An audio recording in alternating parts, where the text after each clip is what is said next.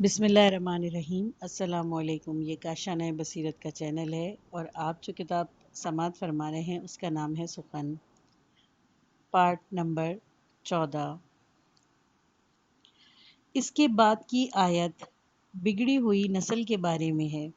اللہ تعالیٰ فرماتا ہے سورہ احقاف میں آیت نمبر 17، ترجمہ: یہ نسل مغرور ہے، اس کے خیالات ناپختہ و خام ہیں۔ دو لفظ کیا ان کے کان میں پڑ گئے، اب وہ کسی بات کی پابندی نہیں رہی، خدا کی بندگی اسے قبول نہیں، ماں باپ کو وہ ڈانٹتی ہے اور ان کی تحقیر کرتی ہے، ان کے خیالات اور ان کے عقائد پر ہنستی ہے۔ نئی نسل کا بگڑا ہوا جوان اپنے والدین سے کہتا ہے، کیا تم مجھے اس خرافات سے ڈراتے ہو کہ قیامت آئے گی اور ایک دوسری دنیا اور ایک دوسری زندگی ہوگی، حالانکہ ماضی میں کتنی ہی نسلیں اس دنیا میں آئی ہیں، اپنی زندگی کے دن پورے کر کے چلی گئی اور رفت گزشت ہو گئیں۔ دیندار والدین اپنے عقیدے اور دین و ایمان کے خلاف کچھ سننے کو تیار نہیں۔ اپنے عزیز بیٹے کی ایسی باتیں سن کر وہ پریشان ہو جاتے ہیں اور کہتے ہیں، کم بخت، لے ایمان لے آ، خدا کا وعدہ سچا ہے۔ یہ ایک بڑا دردناک منظر ہے کہ دیندار والدین اپنی آنکھوں سے یہ دیکھیں گے کہ ان کا چہیتا بیٹا بے دین اور کافر ہو گیا ہے۔ وہ خدا سے فریاد کرتے ہیں مگر بیٹا کہتا ہے کہ یہ سب قصے کہانیاں ہیں جو اگلے وقتوں کے لوگوں نے گھڑی تھیں۔ یہ آیت دو مختلف نسلوں کی عکاسی کرتی ہے، ایک صالح نسل کا نقشہ پیش کرتی ہے جبکہ دوسری بگڑی ہوئی نسل کا۔ اب ہم یہ دیکھتے ہیں کہ ہماری اپنی نوجوان نسل کا کیا حال ہے۔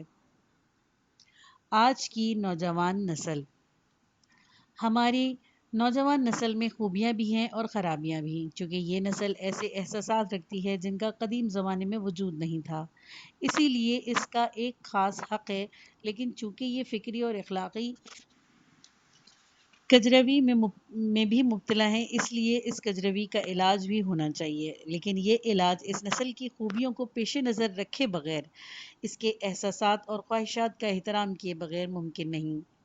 پرانی نسل کے خیالات اتنے وسیع اور اس کے احساسات اور اس کی آرزوئیں اتنی بلند نہیں تھیں، اسی لیے نئی نسل کی آرزوؤں کا احترام ضروری ہے۔ خود اسلام نے ان چیزوں کے احترام کو روا رکھا ہے۔ اگر ہم نے ان امور کی طرف توجہ نہ دی تو پھر آنے والی نسل کی فکری و اخلاقی بگاڑ کا سد باب محال ہے۔ فی الحال ہم نے اس نسل کے بارے میں جو روش اختیار کر رکھی ہے وہ صرف عیب جوئی، مذمت اور تنقیص کی روش ہے۔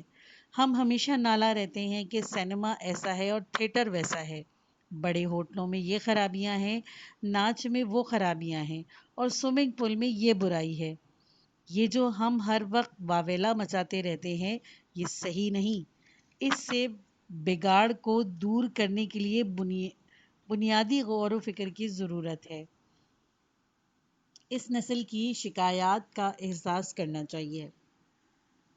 بنیادی غور و فکر کے سلسلے میں پہلی چیز تو یہ ہے کہ ہم اس نسل کو سمجھیں، اس کی ذہنی اور فکری شکایتوں پر جو در حقیقت بیداری کا نشان ہے غور کریں، یعنی ان شکایتوں کو سمجھیں جن کو یہ محسوس کرتی ہیں اور پچھلی نسل محسوس نہیں کرتی۔ پرانے زمانے میں لوگوں کو کچھ معلوم نہیں تھا کہ کیا ہو رہا ہے، سب دروازے بند تھے، دروازے کیا کھڑکیاں تک بند تھیں، کسی کو باہر کی خبر نہیں تھی، ایک شہر کے لوگوں کو دوسرے شہر کے لوگوں کی نسبت کچھ معلوم ہی نہیں تھا، ایک ملک کے دوسرے ملک کے بارے میں خبر ہی نہیں تھی۔ آج یہ سب دروازے کھڑکیاں کھل گئی ہیں، لوگ دیکھتے ہیں کہ دنیا ترقی کر رہی ہے، وہ دیکھتے ہیں کہ علوم پھیل رہے ہیں، وہ دنیا کی اقتصادی، سیاسی اور فوجی طاقتوں کو دیکھتے ہیں، وہ دنیا میں طاقتوں کے مرکزوں کو دیکھتے ہیں، وہ دنیا میں مساوات کو دیکھتے ہیں، انہیں دنیا کی مختلف تحریکوں، بغاوتوں اور انقلابوں سے واقفیت ہے۔ جوانوں کو ان باتوں کا شدید احساس ہے اور ہونا بھی چاہیے۔ آج کا جوان پوچھتا ہے، ہم سب کیوں پسماندہ ہیں؟ دنیا کیوں اس طرح گھوڑے پر سوار سیاسی، معاشی اور سماجی آزادی اور شوکت و عظمت کی طرف دوڑ رہی ہے؟ ہم یا تو بدستور سو رہے ہیں یا زیادہ سے زیادہ دور سے تماشا دیکھ رہے ہیں اور انگڑائیاں لے رہے ہیں۔ پرانی نسل ان باتوں کو نہیں سمجھ سکتی اور نہ ہی اسے ان کا احساس تھا۔ نئی نسل کو حق ہے کہ وہ پوچھے کہ بت پرست جاپان اور مسلم ایران نے ایک ہی سال میں ایک ہی وقت میں کوششیں شروع کی تھی کہ نئے تمدن اور جدید صنعت کی برکت سے مالا مال ہوں۔ جاپان تو وہاں پہنچ گیا جہاں وہ خود یورپ پر چشمک زن ہے، اور ایران کی جو حالت ہے وہ ہم دیکھ رہے ہیں۔ آپ کے خیال میں نئی نسل کو حق ہے یا نہیں کہ وہ سوال کرے؟ پرانی نسل اجنبی تسلط کی سنگینی کو محسوس نہیں کرتی، نئی نسل اسے محسوس کرتی ہے۔ تو کیا یہ کوئی گناہ ہے؟ اگر یہ احساس نہ ہوتا تو یہ معلوم ہوتا کہ عذاب اور بختی ہی ہمارا مقدر ہے، مگر جب یہ احساس پیدا ہو گیا تو معلوم ہوا کہ خداوند تبارک تعالیٰ اس بدبختی سے ہمیں نجات دینا چاہتا ہے۔ پرانے زمانے میں لوگوں کی سوچ سطح پست تھی، وہ بہت کم شک اور تردد میں مبتلا ہوتے تھے اور بہت کم کسی کے بات کے متعلق سوال پوچھتے تھے۔ اب اکثر ایسا ہوتا ہے کہ قدرتی بات ہے کہ جب ذہنی سطح بلند ہو جاتی ہے تو وہ سوالات ذہن میں آنے لگتے ہیں جو پہلے نہیں آتے تھے۔ ہمیں ان کا شک دور کرنا چاہیے اور ان کے سوالوں کا ایسا جواب دینا چاہیے کہ ان کی ذہنی اور فکری سطح سے ہم آہنگ ہو۔ ہم ان سے یہ نہیں کہہ سکتے کہ تم بھی عوام کی سطح پر آ جاؤ، بلکہ یہ تو لوگوں کے حقائق اور ان پر معرف اسلامی سے آگاہ کرنے کا نہایت ہی مناسب موقع ہے۔ کسی ان پڑھ جاہل سے حقیقت بیان نہیں کی جا سکتی۔ چونکہ پرانی نسل کی ذہنی سطح پست تھی، اسی لیے اس کو سمجھانے اور تبلیغ کرنے کے لیے ایک خاص طرز بیان اور خاص قسم کی کتابوں کی ضرورت تھی۔ لیکن اب وہ طرز بیان، وہ کتابیں بیکار ہیں۔ اس سلسلے میں بڑی اصلاح درکار ہے۔ آج کے طرز استدلال، آج کی زبان اور موجودہ خیالات سے آگاہی حاصل کیے بغیر اس نسل کی ہدایت اور رہبری کا فریضہ انجام نہیں دیا جا سکتا۔ پرانی نسل کی ذہنی سطح اس قدر پست تھی کہ اگر کوئی شخص ایک ہی مجلس میں متضاد باتیں کرتا تو کسی کو احساس بھی نہیں ہوتا تھا اور کوئی اعتراض بھی نہیں کرتا تھا۔ لیکن آج جیسے ہی کوئی واعظ و منبر پر پہنچتا ہے، 10-12 جماعت پڑھے ہوئے بچے کے ذہن میں 10 اعتراضات آ جاتے ہیں۔ اس کے خیالات کو نظر انداز نہیں کرنا چاہیے۔ اس سے یہ نہیں کہا جا سکتا کہ چپ رہو، فضول باتیں مت کرو۔ پرانے زمانے میں یہ بات نہیں تھی۔ کوئی بھی شخص ایک ہی مجلس میں نظم و نثر میں 1000 متضاد باتیں کہہ جاتا اور کوئی نہیں سمجھ سکتا تھا کہ یہ باتیں ایک دوسرے کی ضد ہیں اور نقیض ہیں۔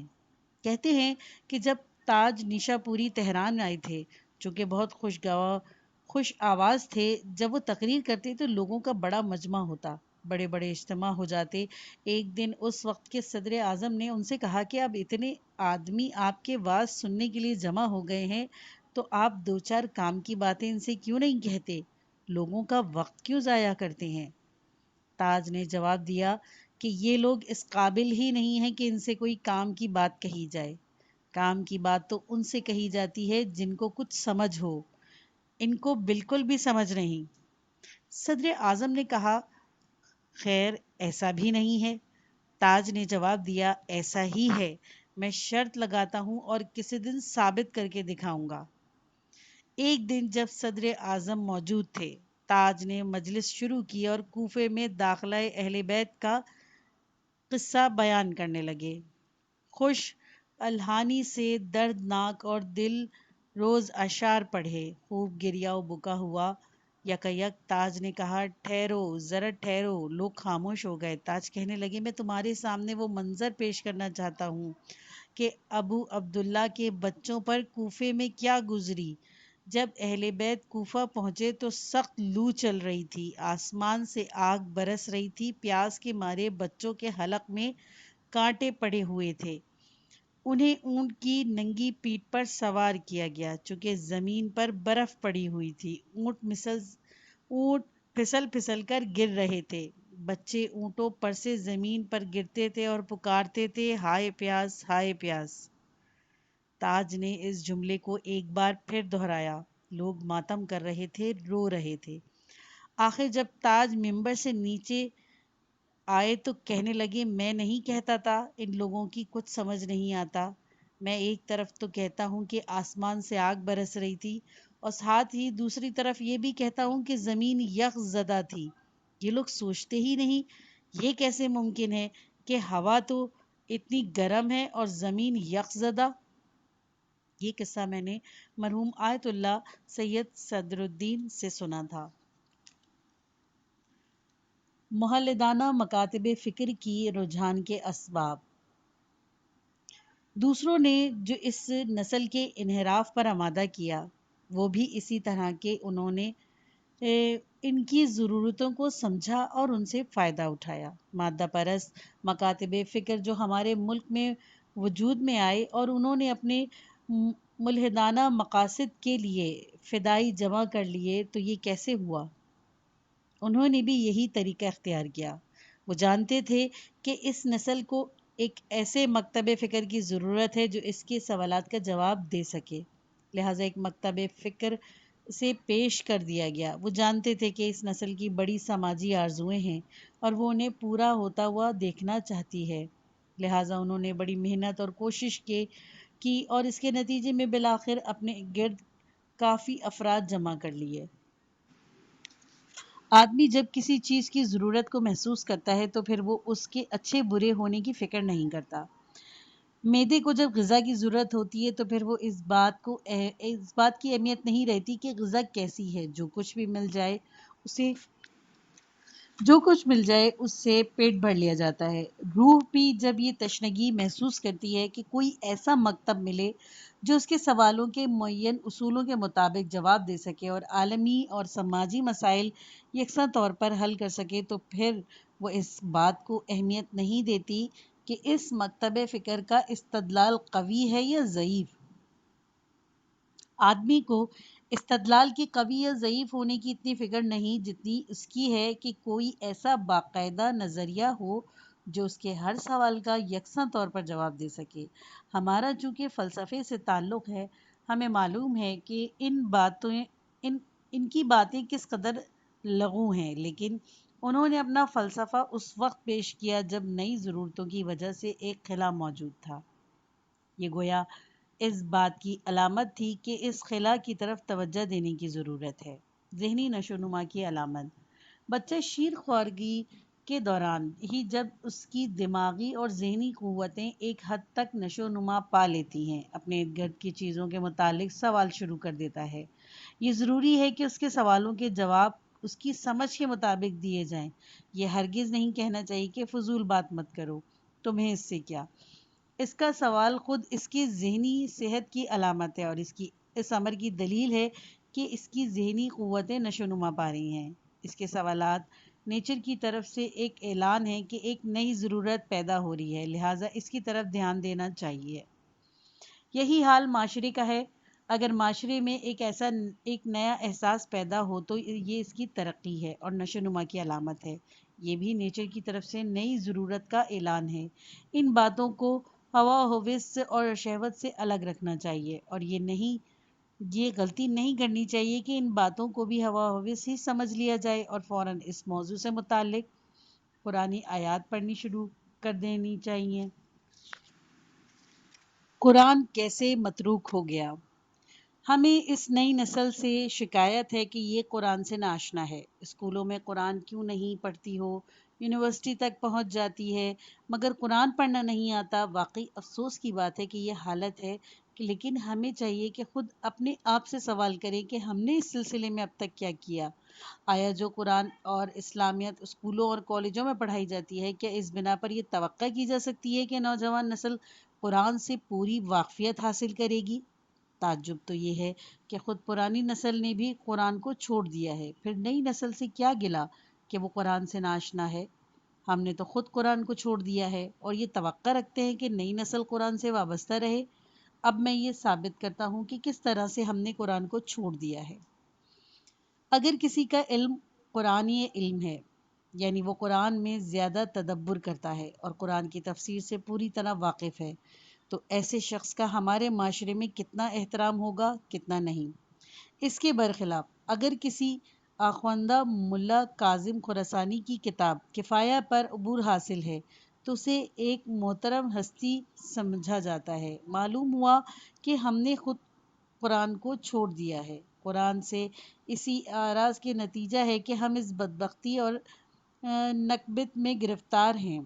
ہم ان لوگوں میں شامل ہیں جن کی رسول اکرم صلی اللہ علیہ وآلہ وسلم خدا سے شکایت کرتے تھے۔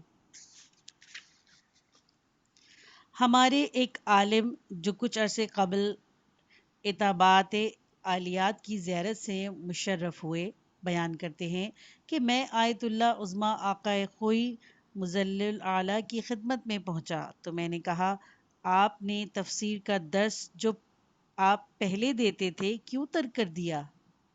آپ 7-8 سال پہلے نجف میں درس دیتے تھے، اس کا کچھ حصہ البیان فی التفسیر القرآن کے نام سے چھپ بھی گیا ہے۔ آپ نے جواب دیا تفسیر کے درس میں موانع اور مشکلات ہیں۔ میں نے ان سے کہا علامہ محمد حسین طباطبائی رضوان اللہ علیہ تو قم میں درس جاری رکھے ہوئے ہیں، اپنا بیشتر وقت اسی میں صرف کرتے ہیں۔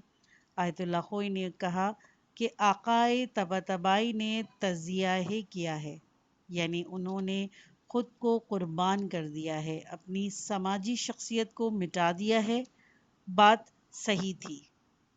عجیب تر بات یہ ہے کہ ہمارے اہم ترین مراکز میں اگر کوئی شخص اپنی عمر قرآن کے درس و تدریس میں صرف کرتا ہے تو اس کو ہزاروں مشکلات پیش آتی ہیں، اسے روزی نہیں ملتی، اس کی زندگانی مشکل ہو جاتی ہے، اس کی شخصیت فنا ہو جاتی ہے، اس کا احترام ختم ہو جاتا ہے، غرض وہ ہر چیز سے ہاتھ دھو بیٹھتا ہے۔ لیکن اگر وہ اپنی عمر کفایہ جیسی کتابوں پر صرف کرتا ہے تو وہ سب کچھ بن جاتا ہے۔ یہی وجہ ہے کہ ہزاروں ایسے لوگ پیدا ہو گئے ہیں جن کو ہر 4 سمت سے کفایہ سے واقفیت ہے، یعنی کفایہ سے بھی واقفیت ہے، اس کی رد سے بھی واقفیت ہے اور اس کی رد سے بھی واقفیت ہے۔ مگر 2 آدمی بھی ایسے نہیں ملتے جو قرآن سے صحیح معنی میں واقف ہوں۔ جس کی کسی سے قرآن کی کسی آیت کے بارے میں کچھ پوچھا جاتا ہے وہ یہی کہتا ہے کہ تفسیر دیکھنی چاہیے۔ زیادہ عجیب بات یہ ہے کہ یہ نسل جو قرآن سے یہ سلوک کر رہی ہے یہ توقع رکھتی ہے کہ نئی نسل قرآن کو پڑھے، اسے سمجھے اور اس پر عمل کرے۔ اگر پرانی نسل قرآن سے منحرف نہ ہو گئی ہوتی تو نئی نسل ہرگز منحرف نہ ہوتی۔ رسول خدا صلی اللہ علیہ وآلہ وسلم نے قرآن کے بارے میں فرمایا ہے، یعنی قرآن دربار خداوندی میں سفارش کرتا ہے اور اس کی سفارش قبول کی جاتی ہے، اور جن لوگوں نے اس کے ساتھ زیادتی کی ہے ان کی شکایت کرتا ہے اور اس کی شکایت بھی منظور ہو جاتی ہے۔ پرانی نسل اور نئی نسل دونوں نے قرآن پاک پر ظلم کیا ہے اور کر رہی ہے۔ پہلے پرانی نسل نے ظلم کیا اور اب نئی نسل ظلم کر رہی ہے۔ نوجوان نسل کی رہنمائی کے لیے سب سے پہلے 2 کام انجام دینے کی ضرورت ہے۔ ایک تو یہ کہ اس نسل سے آگاہی حاصل کی جائے اور پھر علاج کی فکر کی جائے۔ اس کی ضرورتوں اور شکایتوں کو سمجھے بغیر جو قدم بھی اٹھایا جائے گا وہ غلط ہوگا۔ دوسرے یہ کہ پرانی نسل کو پہلے خود اپنی اصلاح کرنی چاہیے۔ پرانی نسل کو اپنے سب سے بڑے گناہ سے توبہ کرنی چاہیے اور قرآن کو سامنے رکھنا چاہیے۔ ہم قرآن ہی کے زیر سایہ ترقی و کمال کی طرف آگے بڑھ سکتے ہیں۔ خطبہ اور منبر۔ نمبر 1، اعوذ باللہ سمیع العلیم من الشیطان الرجیم، بسم اللہ الرحمن الرحیم، الرحمن علم القرآن خلق الانسان علمہ البیان۔ آج کی گفتگو کا موضوع ہے خطبہ اور منبر۔ چونکہ خطبہ کے معنی بھی تقریر ہیں اسی لیے اس تقریر کا موضوع تقریر ہے، یعنی یہ اپنے موضوع ہے۔ تقریر کرنے کو علمی زبان میں خطابت کہتے ہیں۔ منطقیوں نے کلام کی 5 قسمیں بیان کی ہیں جن کو صناعات 5 یعنی 5 ہنر کہا جاتا ہے، انہی میں سے ایک خطابت ہے۔ یہ تقسیم ارسطو کی قائم کی ہوئی ہے۔ اس وقت موقع نہیں کہ خطابت کی تاریخ بیان کی جائے یا خطابت کی فنی اقسام کے بارے میں جو کچھ بھی کہا گیا ہے اس پر گفتگو کی جائے۔ بعض منطقیوں نے خاص طور پر اس کی خوب تفصیل بیان کی ہے۔ اگر ہم صرف اس تفصیل کو پیش نظر رکھیں جو بو علی سینا کی کتاب شفا میں بیان کی گئی ہے تو ایک ضخیم کتاب تیار ہو سکتی ہے، مگر ان باتوں پر بحث مقصود نہیں، کیونکہ میں چاہتا ہوں کہ صرف نظری پہلو سے گفتگو نہ کی جائے، چونکہ ہماری گفتگو کا موضوع ہے خطبہ اور ممبر سے مراد ہے دینی موضوعات پر تقریر۔ اسی لیے ہماری آج کی گفتگو دینی خطابات کے بارے میں ہے، خطابت اور کلام کی دوسری اقسام سے غرض نہیں۔ آج میں اسلام سے خطابت کے تعلق پر روشنی ڈالنا چاہتا ہوں۔ خطابت کا اسلام سے تعلق۔ خطابت کا اسلام سے تعلق کئی پہلوؤں سے ہے۔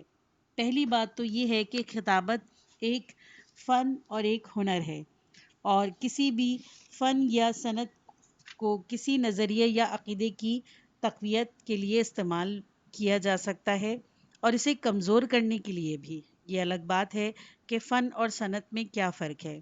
اگر آپ اصفہان میں مسجد شاہ جائیں اور گنبد شیخ لطف اللہ کو دیکھیں تو آپ یہ دیکھیں گے کہ کس طرح علم و ہنر اور صنعت نے دین کی اعانت کی ہے، یعنی مذہبی احساسات اور ذوق ہنر نے کس طرح سے ایک دوسرے کا ساتھ دیا ہے، اور ایک مذہبی شاعر نے کس طرح ہنر اور صنعت کا روپ دھارا ہے۔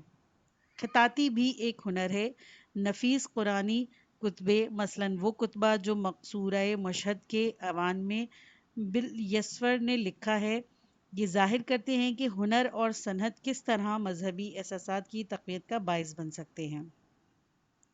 خطابت بھی چونکہ ایک ہنر اور فن ہے، اور ہنر اور فن معاشرے پر اثر انداز ہوتے ہیں اور ان کا شمار معاشرتی عوامل میں ہوتا ہے، اسی لیے خطابت بھی معاشرتی عوامل میں سے ایک ہے، بلکہ اس کا جتنا اثر معاشرے پر ہوتا ہے کسی اور فن کا نہیں ہوتا۔ اس لحاظ سے اگر آپ فنی خطابت پر نظر ڈالیں تو آپ یہ محسوس کریں گے کہ اس فن کا تعلق بھی اسلام سے ایسا ہی ہے جیسا اور بہت سے فنون کا ہے۔ جس طرح اسلام میں سنگ تراش پیدا ہوئے اور سنگ تراشی نے ترقی کی، آئینہ بند پیدا ہوئے اور آئینہ بندی نے ترقی کی، گلکار پیدا ہوئے اور پیچیکاری اور گلکاری نے ترقی کی، اسی طرح اسلام نے اپنے دامانے عطفات میں بڑے بڑے خطیبوں کی بھی پرورش کی ہے۔ بہت سے تو خطیب ہی کے نام سے مشہور ہو گئے۔ آپ دیکھیں گے کہ اسماء رجال اور تراجم کی کتابوں میں متعدد ایسے لوگوں کا تذکرہ ہے جنہوں نے خطیب کے نام سے شہرت پائی۔ ایک صاحب خطیب رازی تھے، دوسرے خطیب مصری، ایک خطیب دمشقی کہلاتے تھے، ایک خطیب تبریزی، ایک خطیب حصفکی۔ یہ سب وہ لوگ تھے جن کی ان کے اور مابعد کے زمانے میں بحیثیت خطیب کسی شہرت تھی۔ خوش قسمتی سے آج بھی ہمارے یہاں بڑے بڑے مذہبی خطیب موجود ہیں۔ مرحوم سید جمال الدین اغوانی علاوہ اور خوبیوں کے ایک زبردست خطیب بھی تھے۔ انہوں نے مصر میں اپنے خطبوں کے ذریعے سے ایک انقلاب برپا کر دیا۔ وہ لوگوں کو رلاتے تھے، ان کی اپنی حالت پر، کسی اور چیز پر نہیں۔ اسلام نے اپنے دامن میں بڑے بڑے خطیبوں کی پرورش کی، اس کی بھی اپنی تاریخ ہے۔ میں صرف اس قدر اشارہ کرنا چاہتا ہوں، یہاں تفصیل میں جانے کی گنجائش نہیں۔ بہرحال اس نقطے سے خطابت کا بھی اسلام سے وہی تعلق ہے جو دوسرے فنون کا ہے۔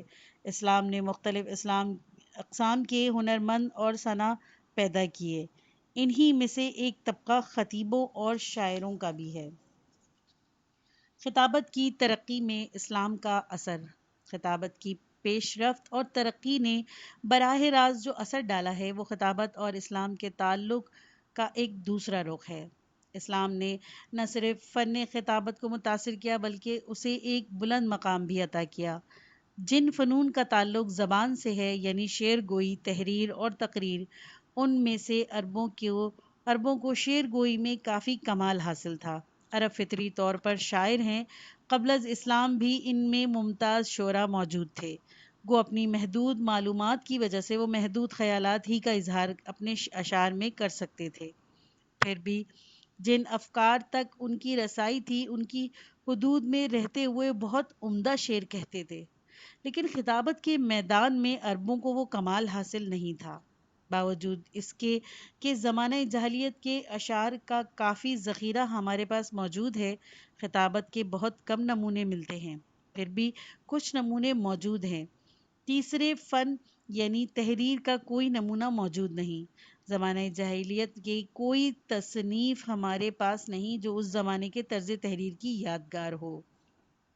اسلام نے آ کر ان تینوں فنون کو متاثر کیا۔ شعر کے معنی میں وسعت پیدا ہو گئی۔ اگر زمانہ اسلام کے اشعار کا موازنہ زمانہ جاہلیت کے اشعار سے کیا جائے تو خیالات میں وسعت کے لحاظ سے نمایاں فرق محسوس ہوگا۔ خطابت میں اسلام نے انقلاب عظیم پیدا کر دیا۔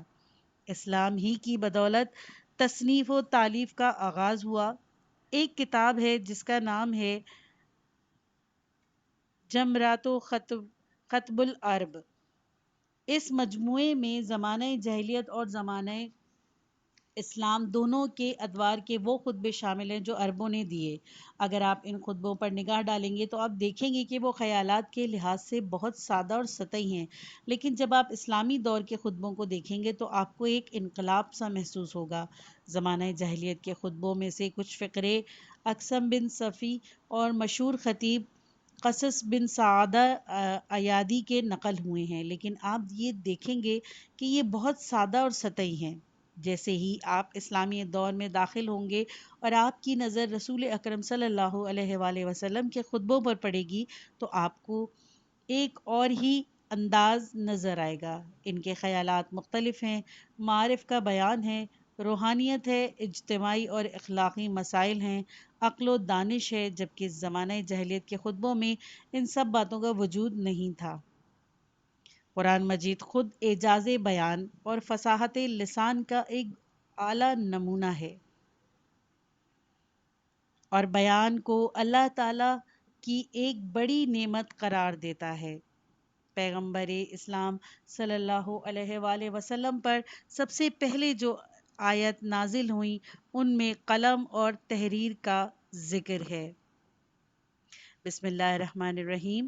اقرأ بسم ربک الذی خلق الانسان من علق اقرأ وربک الاکرم الذی علم بالقلم علم الانسان ما لم یعلم۔ اس تعلیم کے نتیجے میں نہ صرف فن خطابت میں انقلاب آیا بلکہ فن کتابت کو بھی رواج حاصل ہوا۔ یہ بات بلا سبب نہیں تھی کہ مسلمانوں نے زبانوں سے متعلق علوم اور علم فصاحت و بلاغت کے قواعد ایجاد کیے۔ اس کے علاوہ وہ خود رسول اکرم صلی اللہ علیہ وآلہ وسلم اور امیر المومنین علیہ السلام اولین خطیب مانے جاتے ہیں۔ اس وقت موقع نہیں کہ میں ان حضرات کی تقریروں کے کچھ اقتباسات سناؤں اور ان کا موازنہ جاہل عربوں کی تقریروں کے فقروں سے کروں۔